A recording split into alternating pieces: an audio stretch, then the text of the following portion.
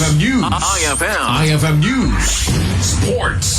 Iyaruat manen ni Center Quentin Milora Brown tigilas Pilipinas jersey di second window iti FIBA World Cup Asian Qualifiers amang rugiintod Pebrero 20 sa ECJ Mall of Asia Arena iti Pasay City.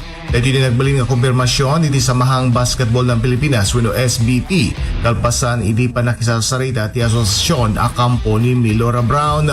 Manam nama lumargadagos sa ensayo ni Milora Brown tapno alisto makasubli ti sistema iti Gilas Pilipinas. Sinigurado ti SPP nga agtalinaed ang nakalinya isuna iti programa iti Gilas Pilipinas iti likod iti muna anay padabag asan nga gayayam iti second window. Nakel iti tulong ni Milora Brown naglalupay asaan na makayayam ni Kai Soto nga iti agdamada isuna iti Japan nga gayayam iti Koshigaya Alphas. Makasango ti Gilas Pilipinas iti FIBA Basketball World Cup 2027 Asian Qualifiers iton Pebrero 26 kontra iti New Zealand ken iton Marso 1 iti Australia.